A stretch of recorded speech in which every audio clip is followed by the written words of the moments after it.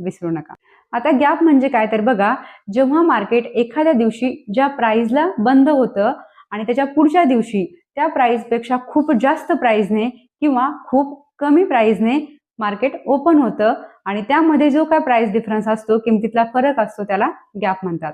आता उदाहरणार्थ बघा, सोमवारी मार्केट जे आहे बंद होताना एका पर्टिक्युलर स्टॉकची किंमत आपण कन्सिडर करूया की 100 रुपये होती. ठीक आहे. आणि मंगळवारी मार्केट जेव्हा ओपन झालं त्यावेळी त्याची किंमत किती झाली? 110 रुपये.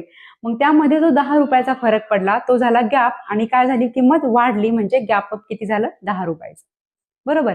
आणि त्याच्या अगदी उलट जर आपण बघितलं तर सोमवारी समजा 100 रुपयाला त्या स्टॉकची प्राइस जी आहे ती होती जेव्हा मार्केट बंद झालं आणि मंगळवारी जर मार्केट ओपन झाल्यावरती त्याची किंमत जी आहे ती 90 रुपये झाली, तर 10 रुपयाचा काय झाला? मग गॅप डाऊन झाला. लक्षात आले गॅप अप आणि गॅप डाऊन मधला फरक. ठीक आहे.